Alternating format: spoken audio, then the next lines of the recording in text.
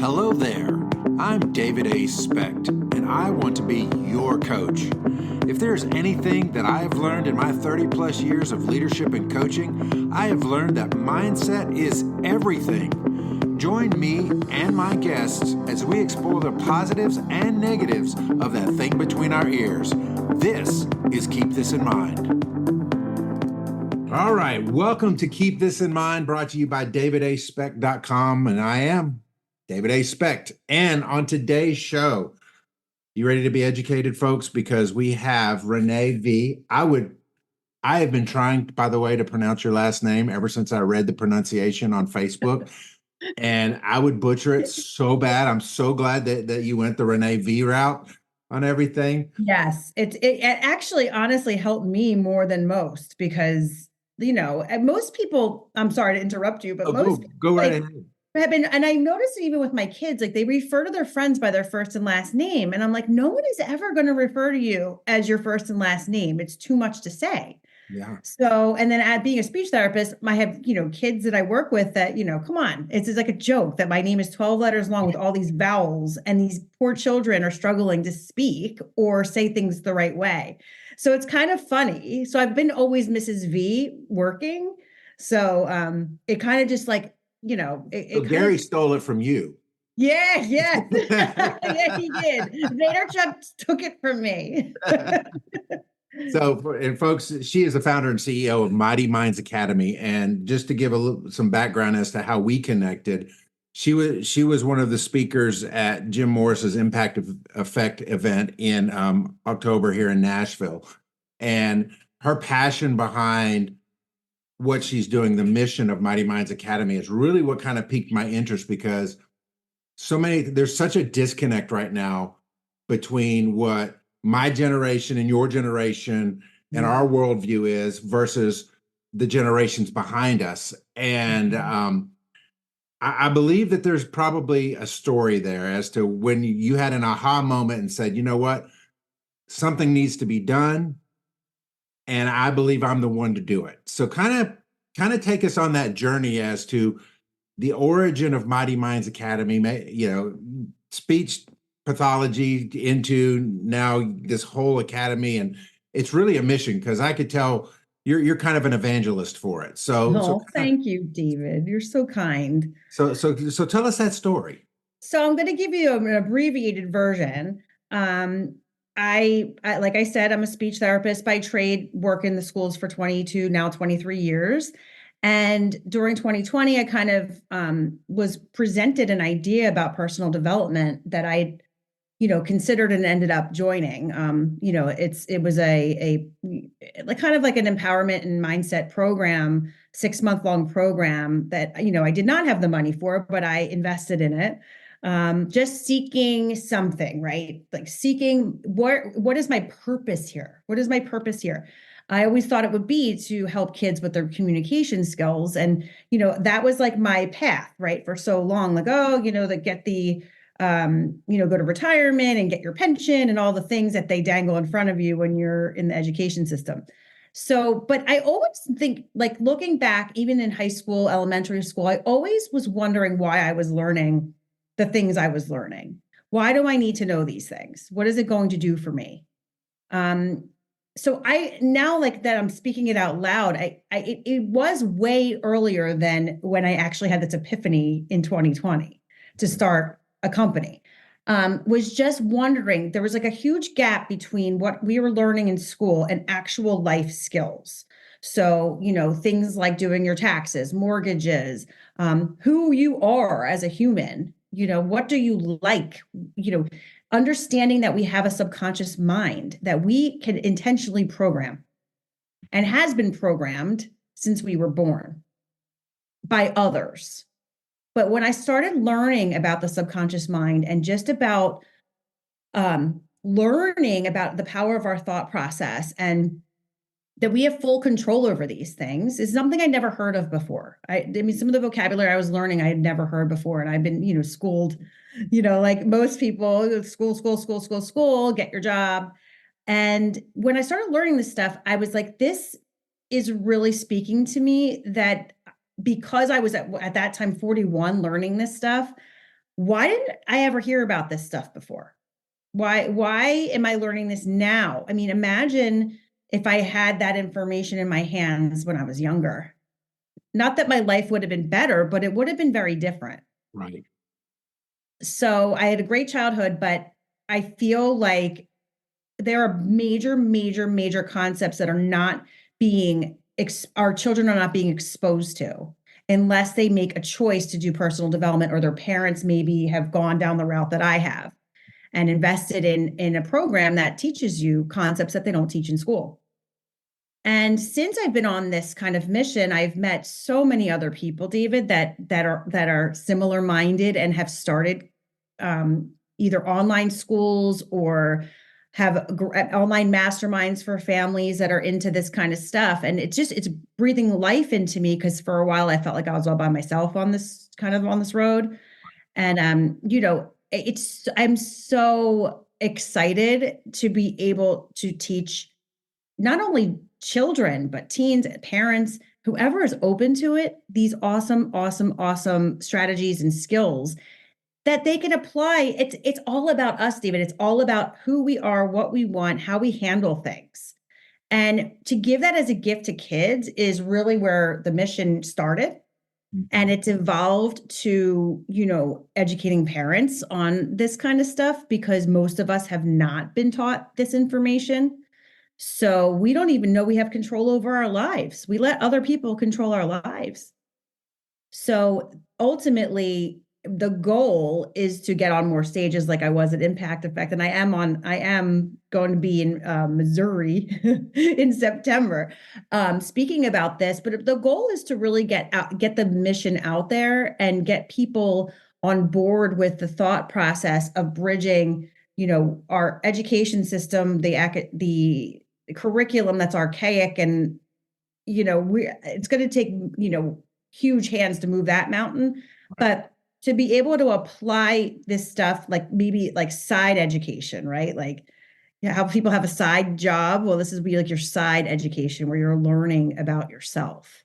Because then ultimately what happens is, what you learn about, and when you learn about yourself, everything else gets better. Mm. So, what are the things that you talked about, and I want to kind of address it. Personal development was not even a concept in primary, secondary education, right? You really didn't hit that until, for a lot of us, vocation, right? We got in vocation, we started wanting to do better. Somebody said, hey, they hand you a book or they send you to a seminar, and the next thing you know, your mind's opened a little bit as to what's possible.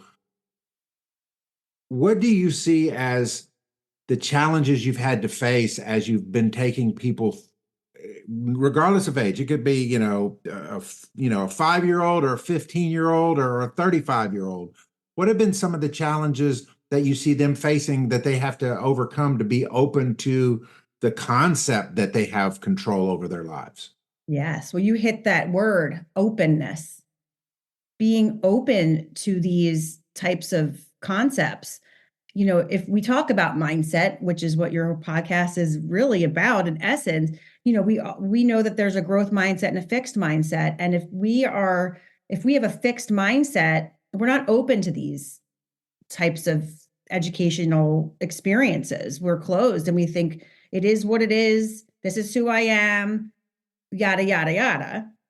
Or what will they say if I change? The whole, like, what will the neighbors think? That kind of mentality that was kind of, we inherited really from our parents, not their fault, but like that is how it was. And oh, I don't want to let Johnny's mom know that we did this. It's very much based on the outside world and what they think. When really they're going to think those things anyway. You may as well do what you want. Right. So I think where I've had some challenges in this kind of process is been either a closed mind, someone who thinks they have it all and they know it all and they don't need help. Right. So there's been that kind of situation, or the disconnection. So they're plugging into what they're learning, but they are not kind of like what you said, like when you get a sprinkle of personal development at a conference or, at some kind of meeting at your job where they talk about this kind of stuff, if you don't take it out of there and apply what you're taught, it's like it never happened, right? Like you get like the inspiration in those moments, but then once you leave the building or leave the class or get off the Zoom, it's back to life as usual. There's not much change. So I think applying, like I was the most serious student I think I've ever been when I was in the Thinking into Results program. Like I followed it to the T and it changed everything for me because I was invested in it. Mm. I did everything I was that was taught, and I read the books that they, told us to read, and I applied so much of that information. And it then through osmosis, my kids were picking up on it and my husband was picking up on it. And at first I was trying to like beat it into them, like you guys have paradigms and blah, blah, blah, like all this stuff. And I realized that a lot of people make that mistake when they're awoken to this type of stuff because you just want everyone to know about it. I just want everyone to know and everyone to join and let's have a mastermind and let's talk about what we're going to do and our goals and all this stuff. And the reality of it is not everyone wants to hear that. Not everyone's interested. Right. So I think what needs to happen is the attraction, right? I don't want to be pushing myself on people. I want people to be attracted to what I'm doing and want to hop on the train with me, because I can't help people unless they, commit to doing something to make their lives better. And that's exactly what this does. It makes your life better. And that's exciting because if we can keep people like us, people like all the people at Impact Effect are all there because they want to grow and learn. Right. And if we have more of that, it could change so many things. It can change, how we parent our kids. It can change how we even perform at our job when we know this type of stuff and we put the work into ourselves. Because there's no one else more important than ourselves. And that's a whole other story that I could tell. So as you have gone through this, so you're what, 4 years into it, Mhm. give or take. There's probably like three or four universal things that are true regardless of age that you've learned, that you have Yeah. seen repeat themselves. Mhm. Obviously, one's probably the openness to the concept that this is Mhm. possible.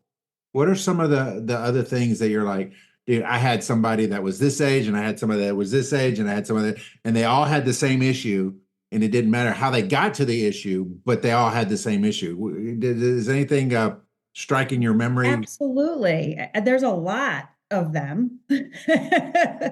But the one that really stands out to me is the lack of self-worth, the lack Mm, of self-love, where people are their own worst enemy.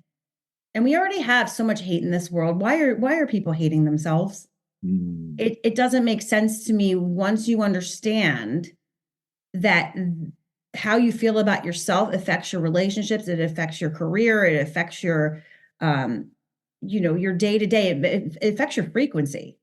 So mhm. if we're not, our biggest fan, our own biggest fan, who's going to be our biggest fan? Nobody else. Right. So I find that there's a lot of limiting beliefs that people have that we all fight with them, David. I mean, it's you could be the guru of all the gurus and still have limiting beliefs in yourself that, oh, I can't, or even like the higher up, like, really cool cats that are all over, the country making millions of dollars, even they have limiting beliefs. They look at the next person above them and they're like, oh, I couldn't do what he's doing, or I'm going to try and do what he's doing. I wonder how he got there. Mm, And once I learned that we can do, be, or have anything, that was a huge eye opener for me mm, because when Bob Proctor breaks it down and talks about the power of our mind and our higher faculties, we are literally human, like supercomputers. And the higher faculties that we have allow us are what makes us the highest, form of life on the planet, right? We have our will, our imagination, our memory, our reason. our intuition, and our perception. And all of those, nothing else on the planet has that, as far as we know. Right. So when you think about those higher faculties, imagination is how everything was created. It was first a thought in someone's mind, and then it became reality. So if we apply that to think about any kind of like visualization you do, right? Or if people do vision boards, there's a reason for that because we think in pictures. Mhm. So if you're thinking about the car you would like to get, or the house renovation you want to do, or something that you want for your life, when you imagine it over and over again, it raises your frequency and you start feeling the feelings you'll feel when you have it. And the chances of it magnetizing to you are really high because you've set that in your mind as something that you want. Mm. So it's kind of magical in a way, but it's science, honestly. It's not even my opinion, it's a fact. So when you look at all the research, this stuff is not woo woo, it is real. And the law of attraction and things like that are real. So why are we fighting it? Why don't we just use it to our advantage and take the tips and tricks and things that people say and use them? Well, I would I would add to that. Oh, yay. So we are what we think. We know that. Yep. Before a thought is a thought, it's formulated in our subconscious, and then when we think the thought, we bring it into a reality. Mhm. That's the way thinking works. But what I think is even a greater benefit of controlling what you're thinking about and being intentional about what you're thinking about is a little word called hope. Yeah. You see, one of the things I have learned in engaging with those that are younger than myself is there is a lack of hope Yeah. with a lot of them. And I have asked the question so many times to people that I know, and they tell me about, you know, worldviews. Mhm. Think about how you grew up. Think about your worldview. Think about the things that you experienced. Now think about what they're experiencing or have experienced. They a lot of people in the 20 and under, 21 and under, have never lived in a world where the US wasn't at war in some form or fashion. Wow, I didn't even think about Now, that. they haven't experienced, they've experienced the housing crisis of '08. They've experienced, their all their worldview has been built by a overabundance of negative experiences. Mhm. And so what I see as the advantage to what you teach is it doesn't discount that. It says, look, I get it. This is all you. This is how you've been made up. But let me tell you, you're not at the mercy of that. You have Correct. the ability now to create what you want as you move forward, and you can have hope that it can come to pass. Mhm. I and again, I share some stories. The thing that sticks out the most to me, Renee, and I was doing some Uber driving over last summer just to kind of pass the time because it's a whole lot better to make a little bit of money out in the world than spend a lot of money out in the world every afternoon. Yeah, of So course. so I was taking this one young lady to work. She couldn't have been more than 19 or 20. And she was telling me, number one, I could smell the weed on her, which I mean, Mhm. that's just kind of the world we live in now. But Mhm. she started just really opening up to me. I guess the Uber driver is the bartender of of the Yeah. of the new millennial, right? So she starts telling me about all these things. She's like, and I know, she goes, "You probably can smell it on me, and it's not good for my lungs. But I'm not gonna." She says, "I'm not gonna live long enough for lung cancer or anything else that I'm doing to my body right now to affect me." And it just hit me like a ton of bricks that a lot of people, especially younger, and again, I don't want to broad brush. I have a saying that says broad brush makes for ugly, ugly paintings. Mhm. I don't want to broad brush an entire generation, but there is a strong, strong number of people younger than me that have hopelessness about their future. Yeah. And so Bad. when you come into this and you're saying, look, I'm going to take somebody who's pliable still, Hmm. who hasn't gotten so bitter that they can't get better, and you're giving them the tools to navigate the yuck and a better future. Yeah. That excites me. And I'm sure that's kind of talk about some of the lives you've seen transformed and how it keeps you going. So I think it's important that, and I say this often anymore, is to turn off the news. Turn it off. There's no real need for us to watch the news. And the news, which you're saying about that generation, so guaranteed their parents are the ones watching the news that's exposing their kids to this negativity, the murders, the suicides, the fires, the kidnappings, what all the war, all these things is not necessary to know. That's just like a main thing that I have. When I've said that to people, they've been like, whoa, I never thought about that. But Mhm. what it's doing is like you're waking up. Think about this. You're waking up, you're putting on the news. I would say 95% of the news is negative. So that is what you're putting into your mind when you start the day. Mhm. So think about our kids doing that and taking the bricks of weight from that news and wearing it all day long. It's not helpful. It's just not a helpful way to start the day. I mean, I have intentionally begun my day, and that's the other thing that I wanted to say: the changes in people that I've seen when they start the day with a routine that's way different than what they're used to. Your routine is not just brushing your teeth and getting dressed and washing your face or taking a shower. Your routine is very much about getting your mind in the right, space in order to make your day amazing. And it's very intentional and very simple. It doesn't have to take a long time. But when we start our day with either a meditation or definitely exercise, I know everyone's schedule is different, but I've made it a real point in my life to, even when I wake up in the middle of the night, which we do, that's just, Mhm. part of life, but I don't sit there anymore and think. I put in my earbuds and I put on a meditation, and I'm purposely feeding myself and nourishing my mind with calming, really cool affirmations, body scanning, anything that I can put in that is going to intentionally set my brain and my mind up for success that day. I can face anything, right? I mean, we're going to have the waves, we're going to have the good and the bad, right?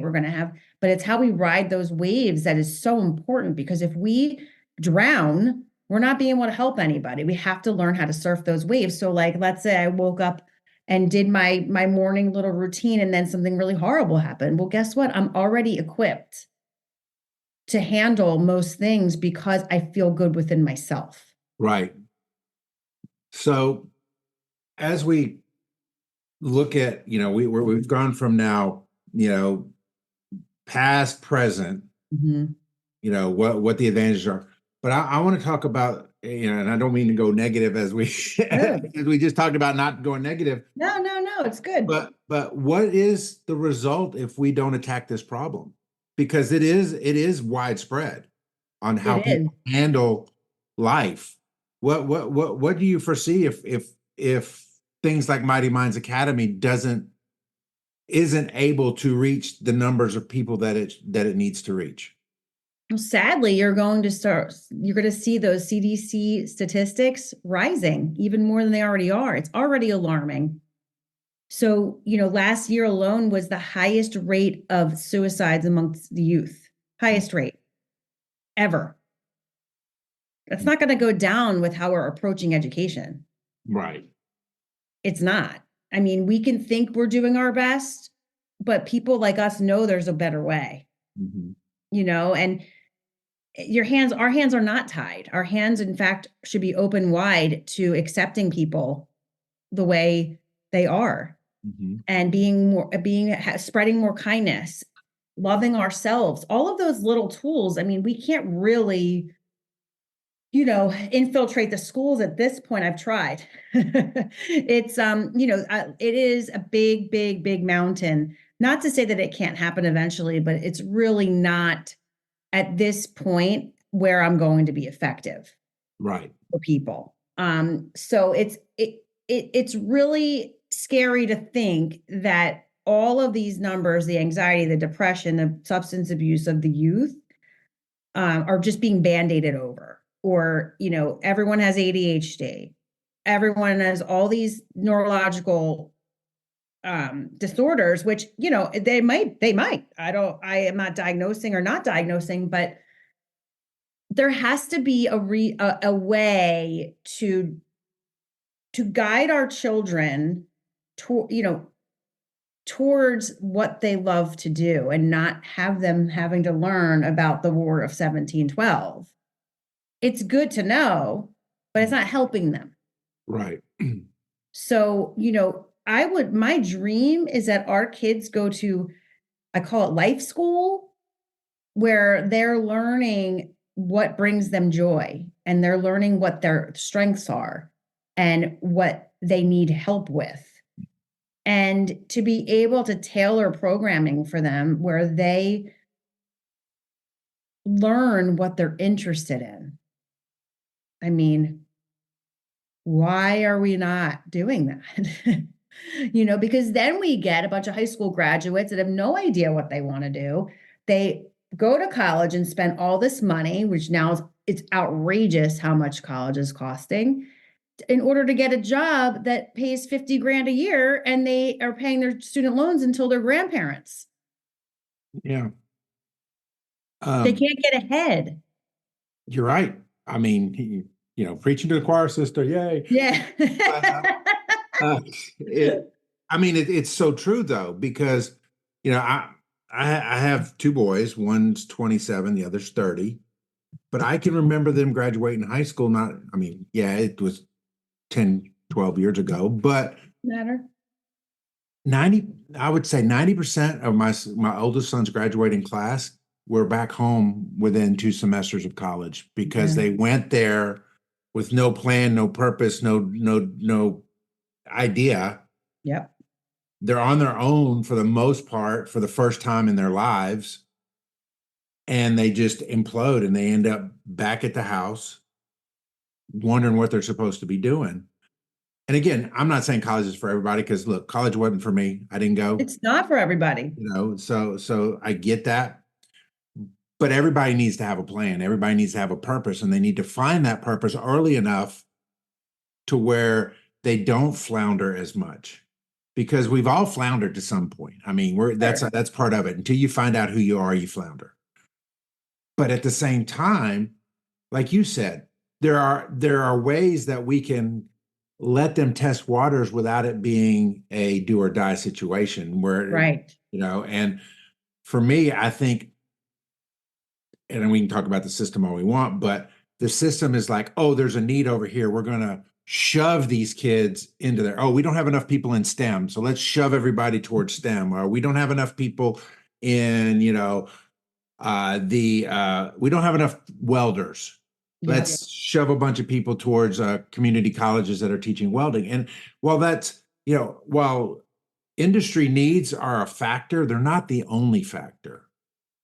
The days of doing a job you hate for 50 years and getting gold watch and moving to Florida are gone. Mhm.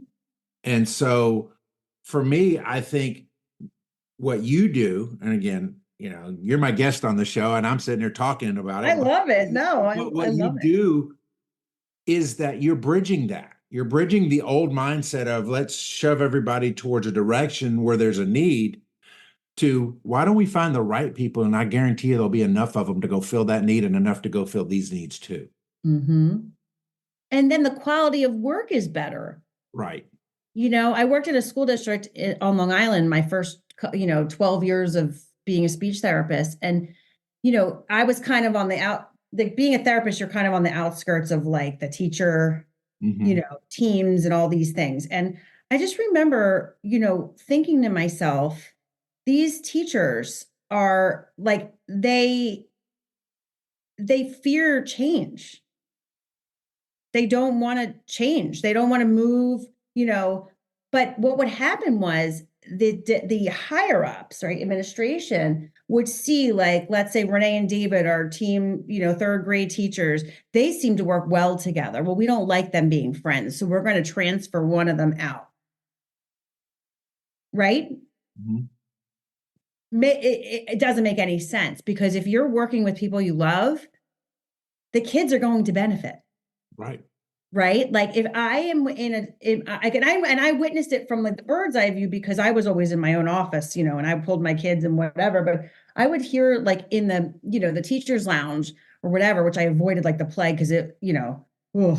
But it was like, because it was a lot of, bitching, Hmm. bitching and la la la la. But, the ones that were friends weren't bitching. Right. They were in there having a night, like with me, with my friends. We had a lunch together. We would laugh. What are you doing this weekend? It was not like, oh, this, test and this, thing we have to do and this meeting. It was like a lot of negative vibes. Um, but ultimately what it made me feel like they were doing a disservice to the students by noticing people were working well together and purposely pulling them apart and transferring teachers to another school or another grade so they weren't like as chummy with their Well, colleagues. the problem is we have machines instead of institutions now.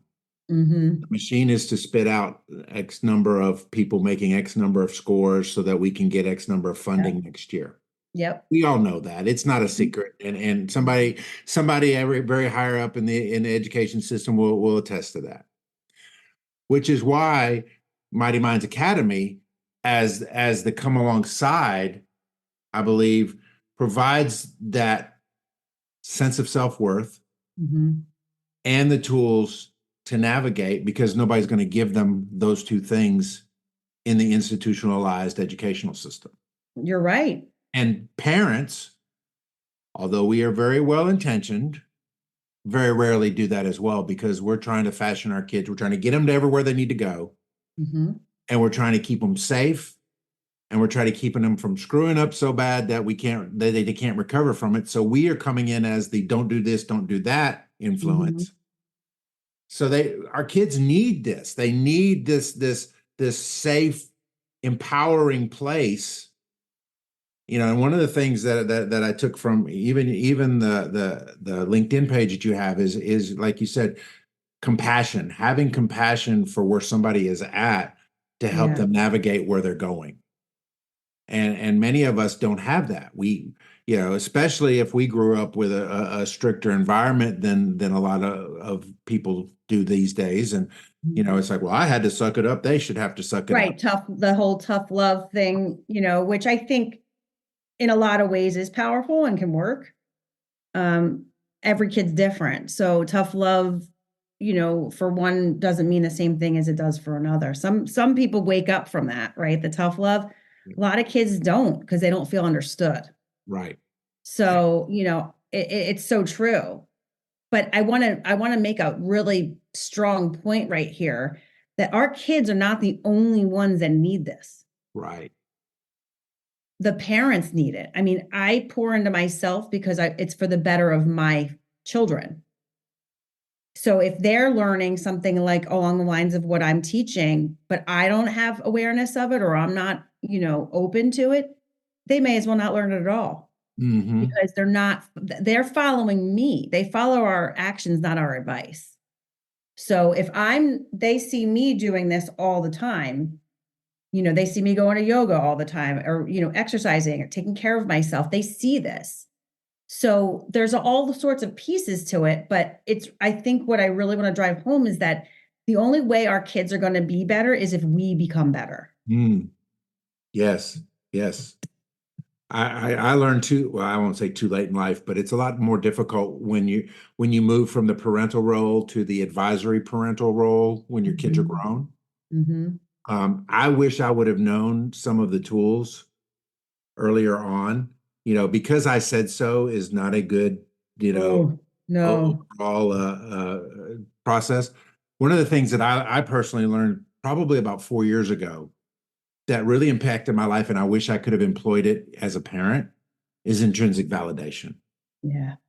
People want to be heard and understood, and that is especially from your kids, from your parents. And so, if anybody listening to this or watching, maybe it'll make one of the TikTok clips. We'll know. We never know. Ooh, I want to be. I have my cool mom's club shirt on. I want to be on this TikTok. But there's one small phrase that I think will make a world of difference for parents and their children, and it's this: tell me more about that. Mhm. If you would just employ that, no matter how busy you are, I believe that that will start the process to opening up the lines of communication in a greater way. And like you said, it's the openness that matters, that makes the difference. And the kids have to have the openness, and mom and dad have to have the openness. And if there's if you're coming into it with your hands wide open, Mhm. you have the opportunity to grab a hold of something very special. And it's going to be the difference maker. I believe, I'll let you have the final word on this. Mhm. I believe that those that are equipped with these tools will far outperform and be happier than the vast majority of people who don't. Oh, that's 100% accurate. I mean, there is no denying that those in the personal development world are genuinely happier humans.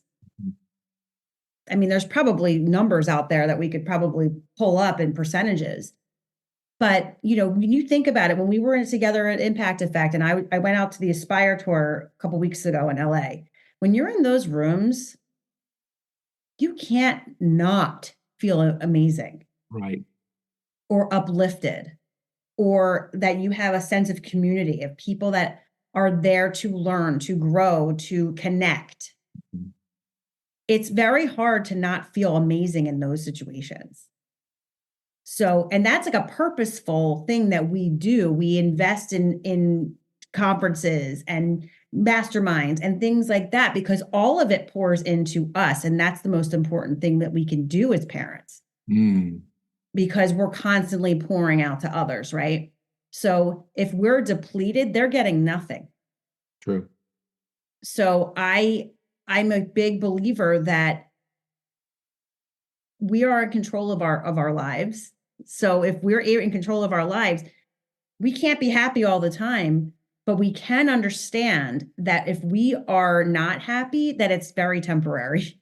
And we have tools that are going to lift us up out of that little slump that we're in. Mm, We don't let it last long. It's absolutely. impossible to not have them, you True. know, but to understand that there are really cool, easy ways to bring ourselves back up is it's game changing, life changing. It's everything changing because a lot of people, this is what's happening is they get down and they stay down and they stay down and they stay down, and then their kids are watching that. And they say, well, I can't help this. In some ways you can't. But if we're not trying to be better, do better, have more, be more, then what are we telling our kids? When you're down, you're down. No. When you're down, it's temporary. It's how you get back up. What are we going to do? What tools are we going to put on a Beyonce song and shake your booty? It instantly makes you feel good. Right. So it's just like it's stuff like that it's so easy to find what makes you feel good and makes you feel better. We That's weren't put here to be miserable. no. Yeah. I think that's a mic drop moment. Uh, because like you said, there's there's a universal need for all of us to operate in that manner. Yeah. Which, if there was one word to sum it up, it would be intentional. I'm going to be intentional. Mhm. Renee, this has been an We could talk amazing for hours. conversation. Unfortunately, somebody's about to arrive at work or finish their workout or whatever. So tell me tell the audience, what's the best ways to follow you, get a hold of you if they're interested in getting with Mighty Minds Academy and exploring to see if this is a fit for them and their family? Kind of give us the breakdown of all that. So my goal is to connect. So if, I'm not here to sell people on things. What I want is for people to follow me on the socials, right? So Instagram, Renee _VEE. And then my Facebook, I think, is Renee Vardino. So it's my whole last name, which I'll spell it. It's VARDOUNIOTIS. There is a website.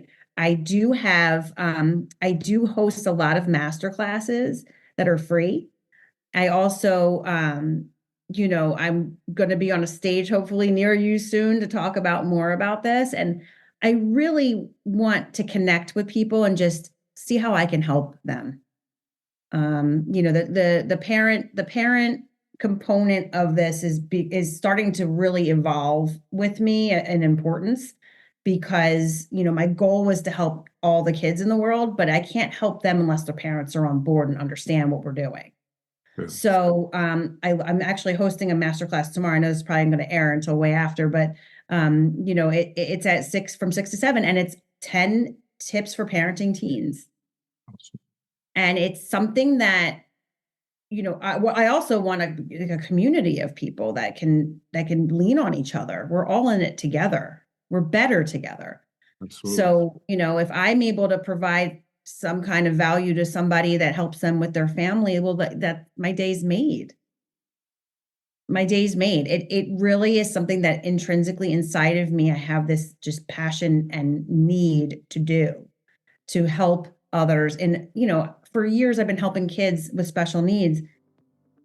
I loved it, but I feel like I have made it for so much more.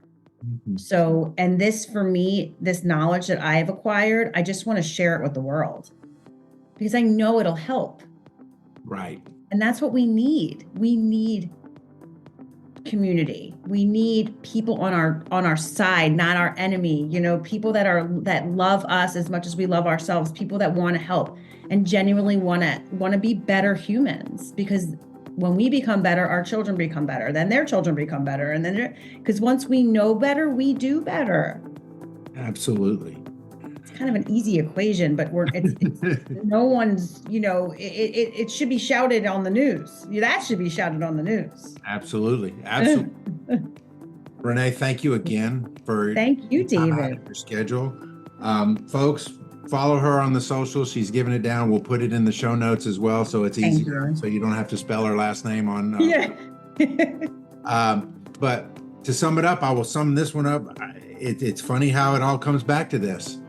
Guys, applied knowledge is power. Take control of your life. Be intentional. Know that your better days can be ahead if you so choose for them to be. And get yourself in some bigger rooms and in the rooms of personal development so that you can do better.